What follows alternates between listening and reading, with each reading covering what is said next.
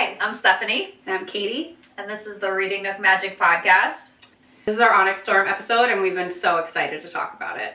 The whole internet, again, is on fire. It is, you can't even scroll through your feed without... It's so hyped. Yeah. I couldn't even... We talked about this before. I couldn't even be on the internet. I couldn't look at my For You page. I couldn't look at anything. So I was like, I don't want to spoil avoid all spoilers and like insights. No. I need to be excited, so I'm not a spoiler person. I know you don't I don't really care, but because there's so much buildup and so much unknown in the other book and speculation, I did want to be surprised. Yeah. Yeah. Overall, if we have to rate it, even though I loved it, I'm only going to give it 4 stars for me personally. Yeah, 3.75. Ooh. So my 4 comes from the fact that it is action-packed, super dense, it's exciting, it's never boring. I didn't think it was boring. But it's also a reason why I'm not giving it a higher rating, because it was a little hard to follow, right? There was so much going on, and there was, so much being set up, I'm assuming, for the next 2 books. It was hard. It was hard for me to follow, even though I'm so in it, and I just came off reading the other 2 books, so I don't think I should have really felt that way. I mean, I do agree with that, because there is clearly a lot of setup being done, but you can't spend the whole time doing setup and not have the meat and potatoes. Yeah, plot completions.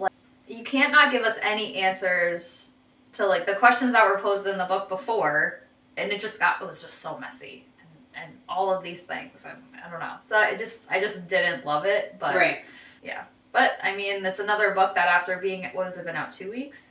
Yeah, I think so. 2 weeks. It has a 4.3 rating on Goodreads, 621,000 ratings, 101,000 reviews.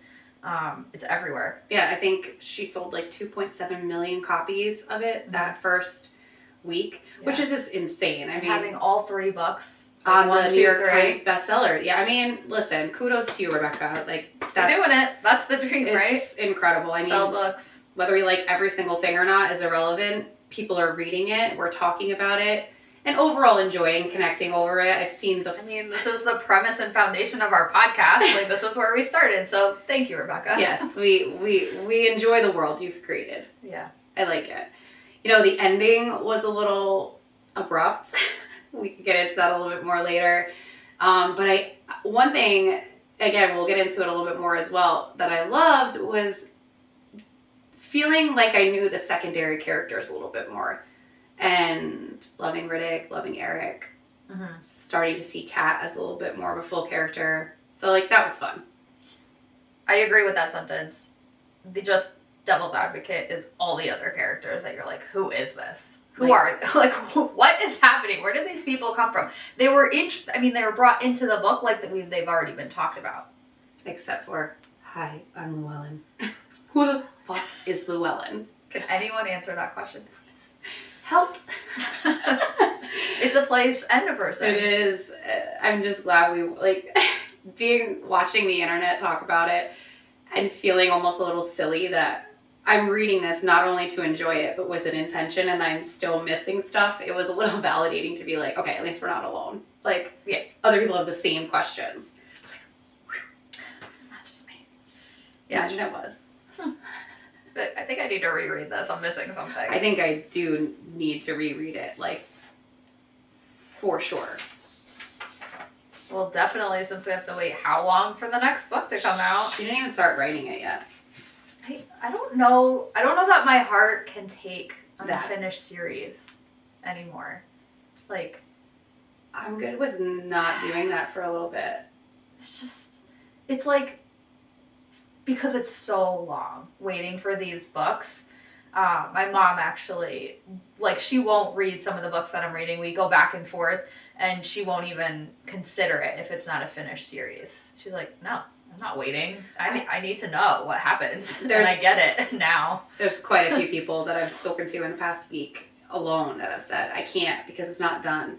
And I understand, because it is annoying. I do want to know what the conclusion is. I want to know what's going to happen.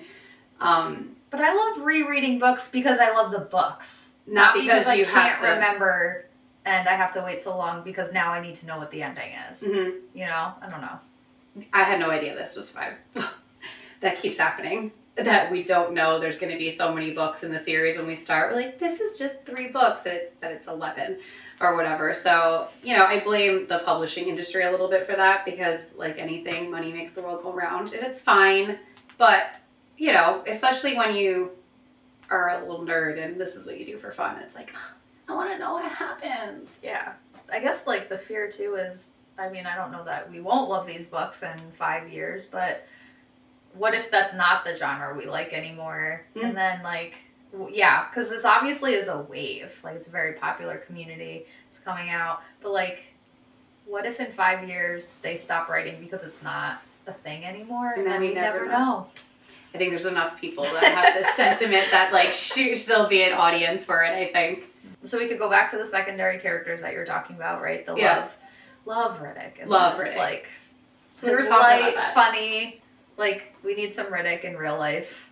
If there were some Ridocs around us, that would be pretty nice. Yeah, you were saying you wish you knew someone like that in real life. Yeah. The light, happy energy, the joking. Like, obviously there's a time and a place for jokes, but sometimes when it's heavy, those jokes are, like...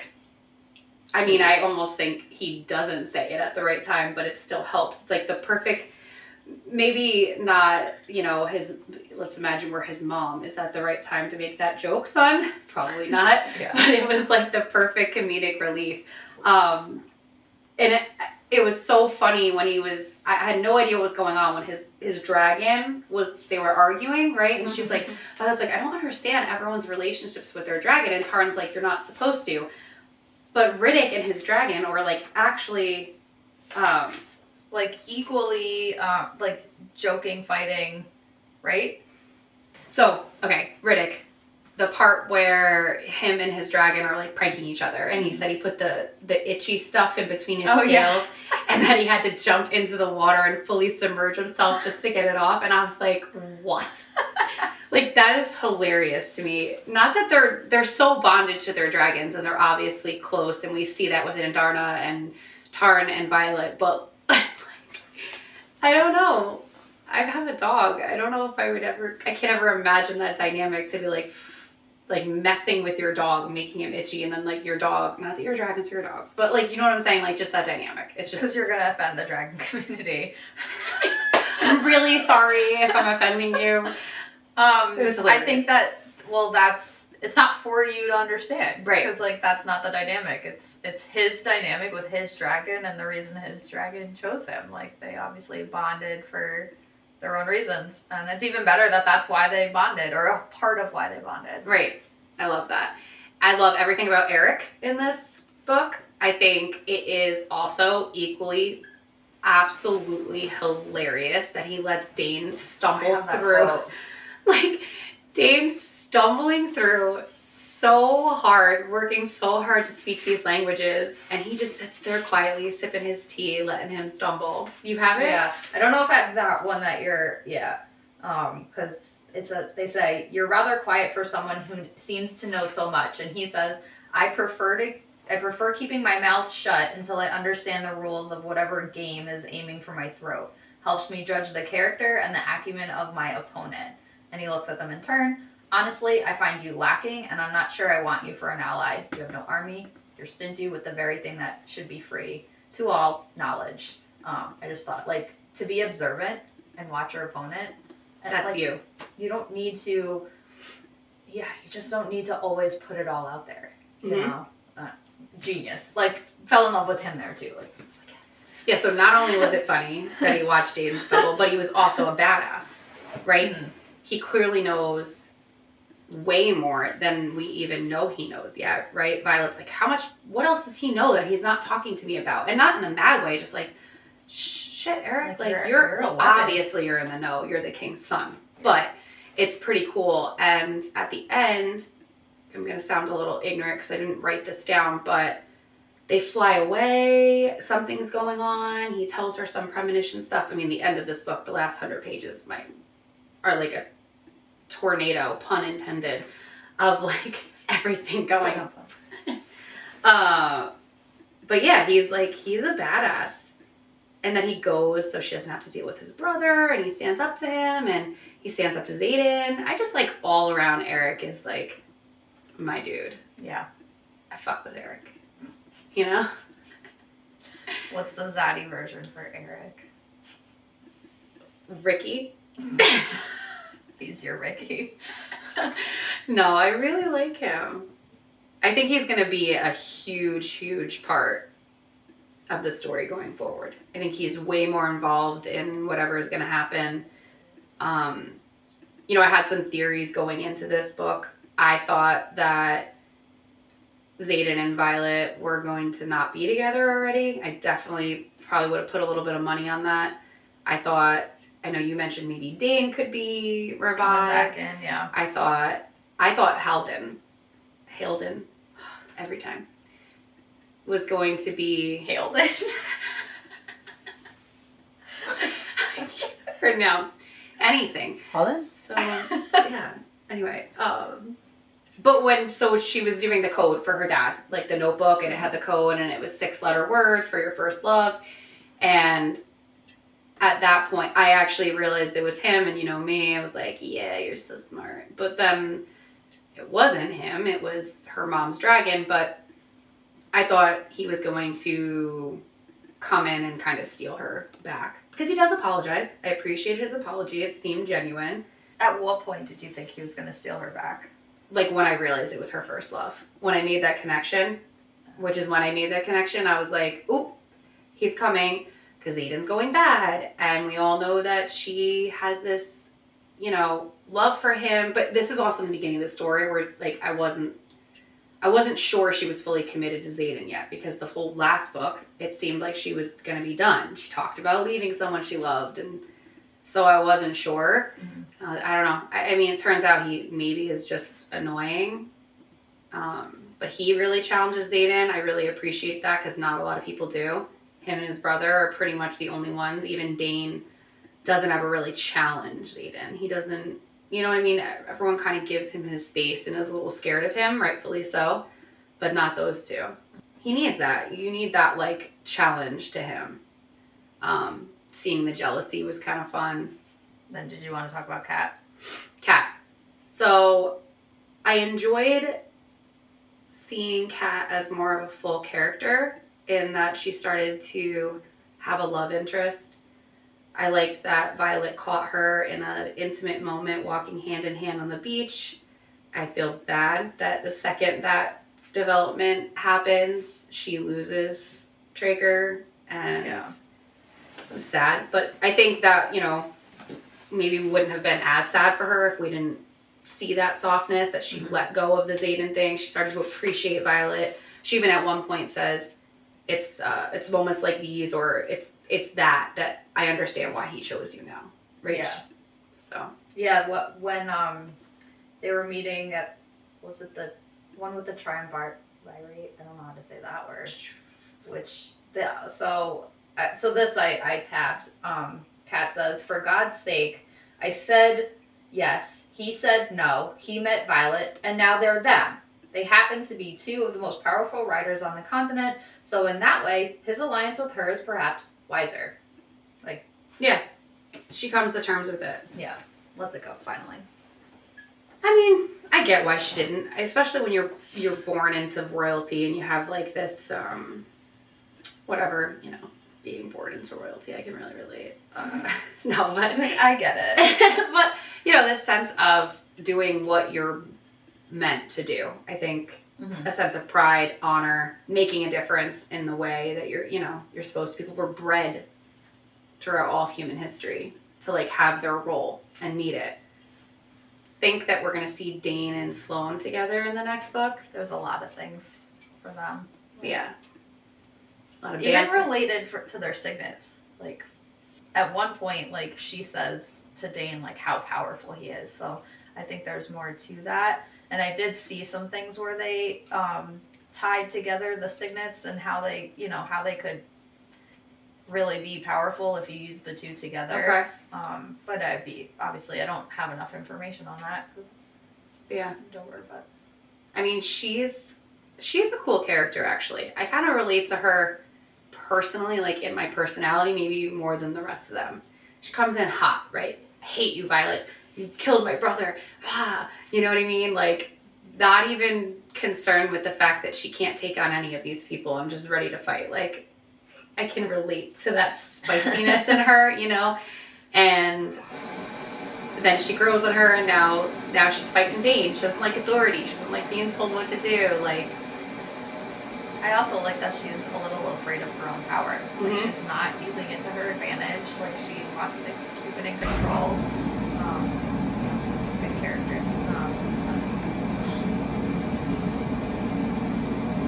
it's all good. Good character trait. It is a good character trait. She feels guilty too about Violet's mom. You know, she carries that. She's like, what am I? How am I not a Venom? She says that at some point, maybe not in those exact words, but basically, what is the difference? There is a difference, of course, but it's just, like, she's got a very good moral compass. One thing that I loved about the dynamic of Violet and Xaden in this one was that, A, she is now unwavering in her commitment to him, right? What we couldn't stand about the last book is gone. Kind of predicted that. Well, you did. I didn't. I thought they'd be done. I did feel like this book was setting us up for, like, a breakup. Like, this one. Yeah, Okay. like, I get what you're saying, but there was a difference in, like, temperament or tone that was, I don't know, like, I wasn't invested. I was waiting for it to happen, like, waiting for a breakup. But no, please continue on with I mean, it's interesting. I mean, we kind of talked about that during this book, but I don't, if they break up, which do they in the end? I mean, who knows? We'll talk about that later, but at least Violet's involvement, she is committed to him, maybe even to a point of delusion. You know, there's going to be a cure. I'm going to figure it out, no matter what, even though no one and nothing indicates that that's even possible.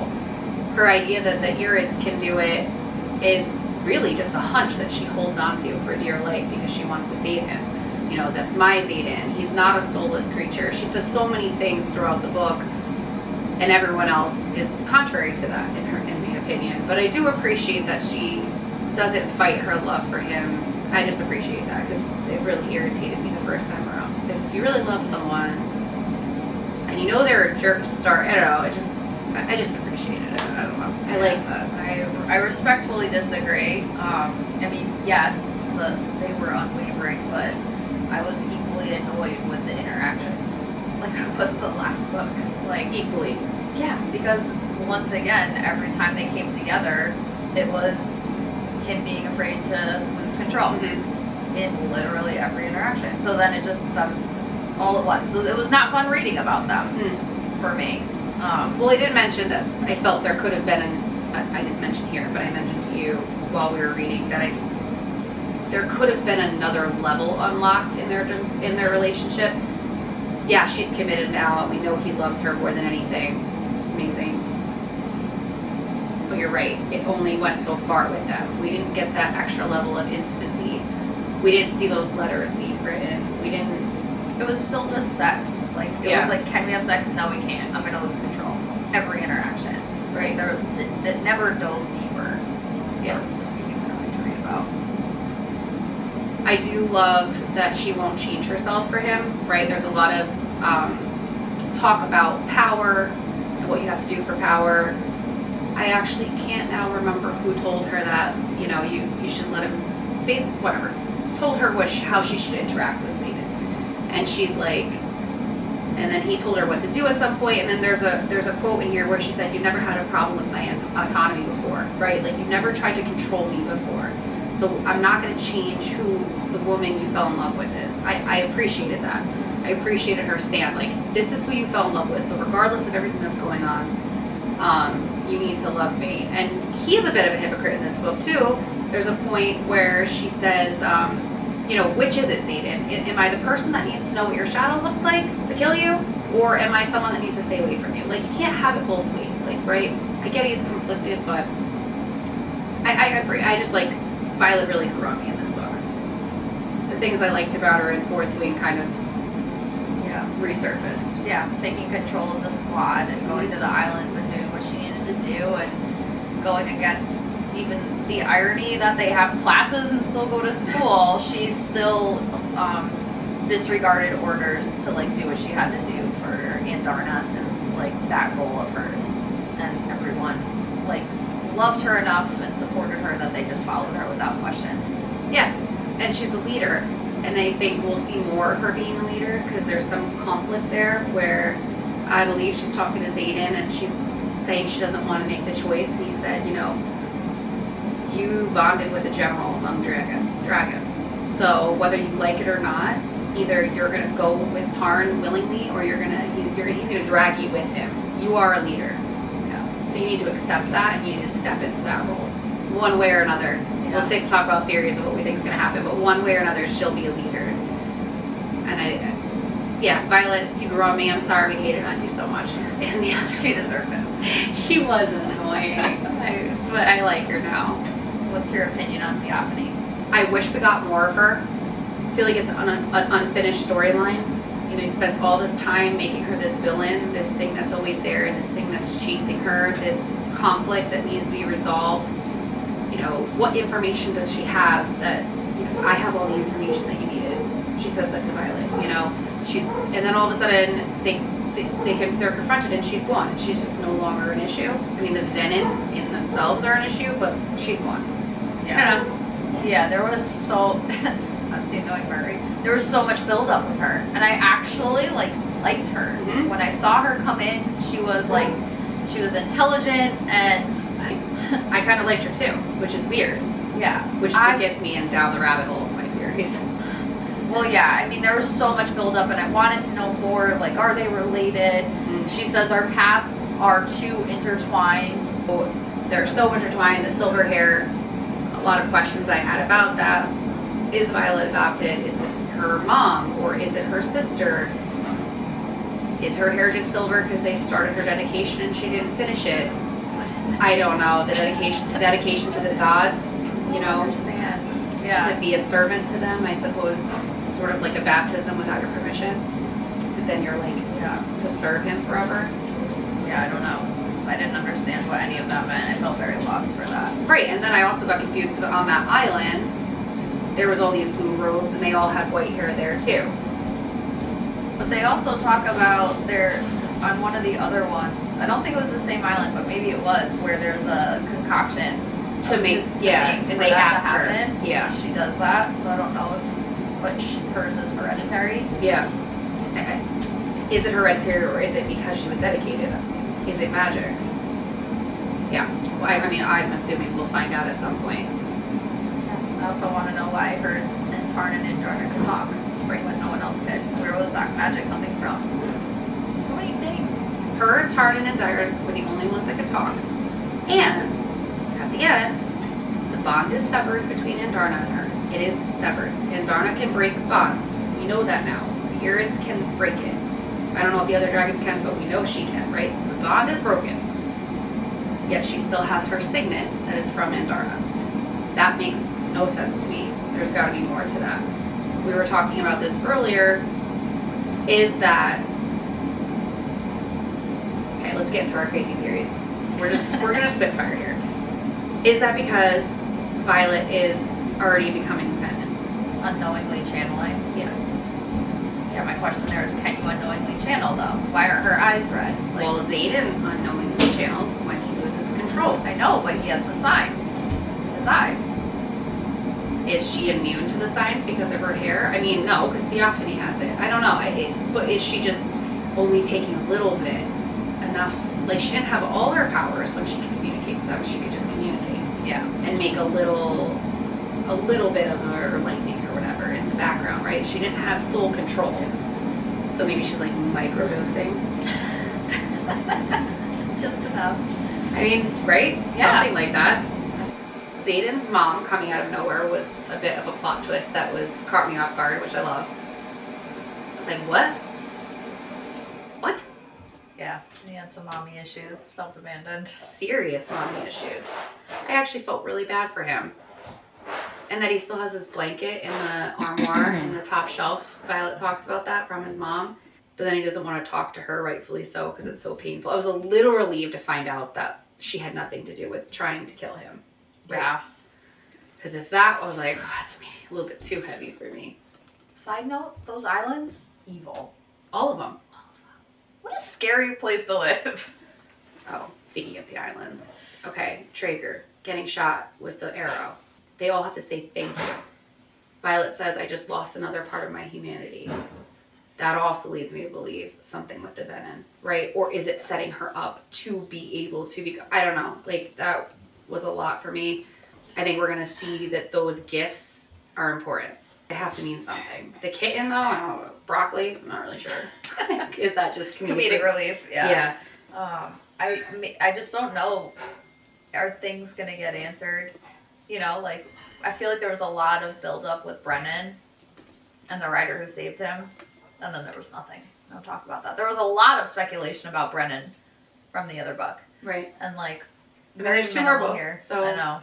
That really means we need the FBI board if we're going to be pulling back all these different books and all these little things. Yeah. So the irony of you bringing that up in the other 2, and I said, no, this one, holy moly, I am undoubtedly going to have to reread it. I know Rebecca said if you were going to have anyone reread anything, what would it be? She said the whole last 100 pages in an interview. Yeah, I saw.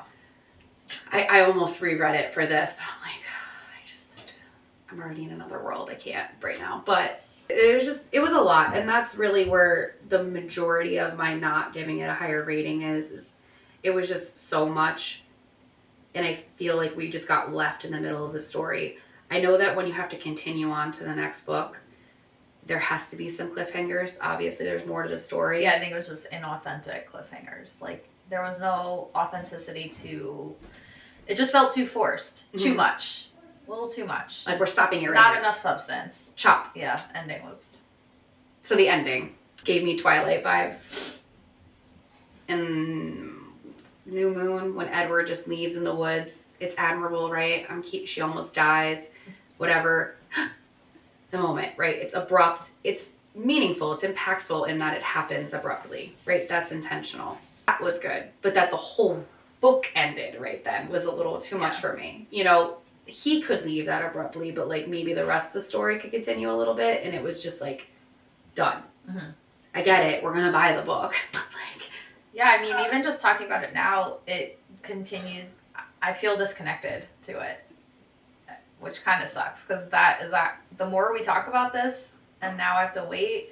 Am I gonna be willing to reread these books that I didn't, you know? I'm not rereading the first 2. I may reread this one. This one almost needs a reread just because I didn't understand so much. Yeah. You know? But, like, disconnected a little bit. I love the idea of it. Love some characters. Some characters. I'm definitely attached to the characters. Some of them. Yeah, it's not my favorite, but I understand why it's like it. Well, it's interesting. They say it's like an introductory. This is like a good introductory book to this genre, right? Or at least it was. I don't know that it is anymore. And the reason why is because the magical systems are not that involved. It's not that crazy. You can kind of follow it. And then ironically, I don't actually feel like that anymore. Mm-hmm. So it kind of lost that. But at the same time, it's got such a big following. So maybe she's just assuming. I'm not trying to critique her. Like I said, gotta give credit where credit's due. I gotta be careful because I did enjoy it. I don't want to act like I didn't enjoy it and just like crap all over the book because it's not how I feel. I've encouraged other people to read it. Mm-hmm. It's just, you know. Maybe this is just all part of the fun. Maybe. One of the things I did appreciate about this book, and we talked about it in the previous episodes, was that I felt, and I think you agreed, that it was a little unrealistic that Violet could ever keep up with other people. Even though she couldn't, she had the saddle and she had the help from Tarn and whatever. I did appreciate in this one that she says, how the hell am I supposed to fight a dark welder who's had decades to perfect a signet and I still need a conduit to control it, right? I appreciated that like continuity and the fact that she still is that girl who is new to this. This is all new to her. She's isn't still all... It's technically in her 2nd year, right? Right. It's not like you're just all powerful and ready to go, right? Mm-hmm. So I really appreciated that because it just felt... That's a good point. Yeah. It felt realistic in this fantastical world. Fantastical. She's a badass, but she's still learning. And Felix reminds her of that. all the time. I hate, just the 0 to hero too fast is just too much for me. So I liked that it didn't keep going. Oh, and the overuse of like, dig my fingernails into my palm. She said that's so, or it was written so many times. As I dig my fingernails into my palms. Yeah, so many times. It didn't bother me. I don't know. It's just like, why? Every time somebody talks to you, you have to dig your fingernails into your palm. Just an angry little spice ball. I don't know.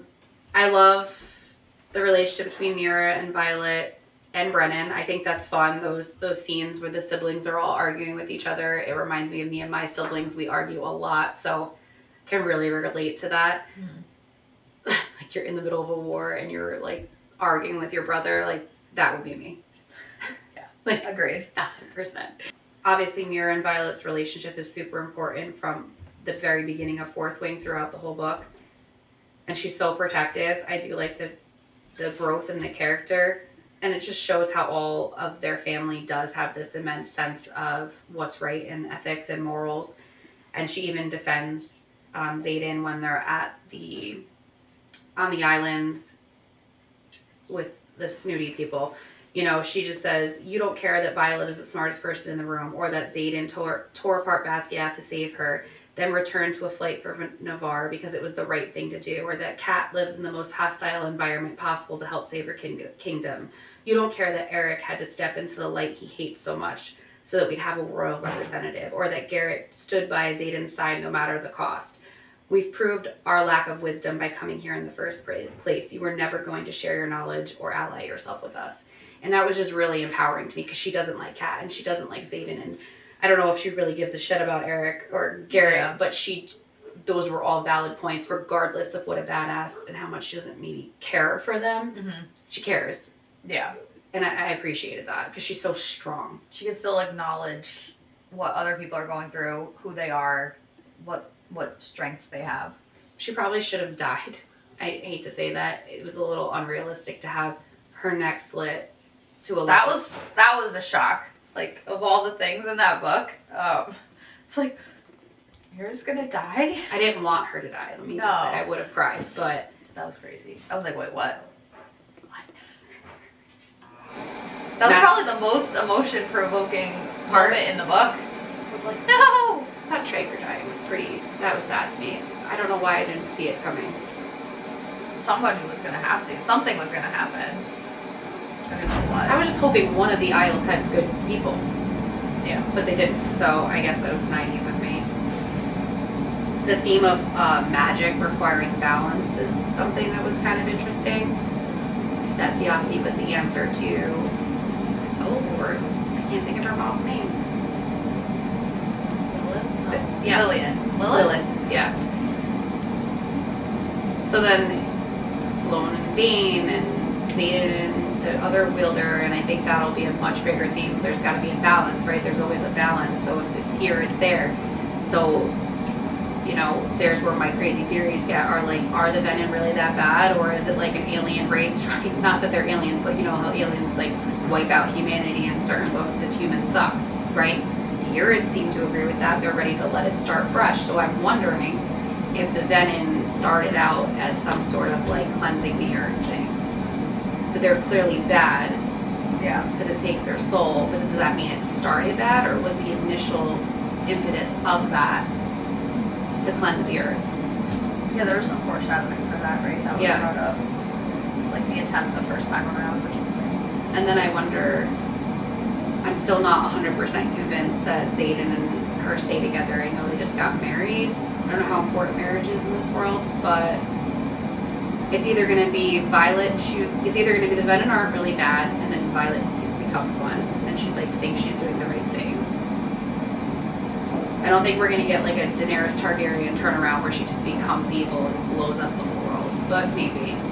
Or she lets go of Xaden because he does something, you know, unforgivable, and then maybe she does end up with Aaric or his brother or alone. Yeah. I don't know. You just like this is done. I just don't know. The last 100 pages like took me for a loop to even create theories. Too much. Too much. I know, we were both up. We finished it. That was fun. We both finished the book within like 10 minutes of each other at 2 a.m. And we said, What did we just read? What happened? get off the ice. Come back to me.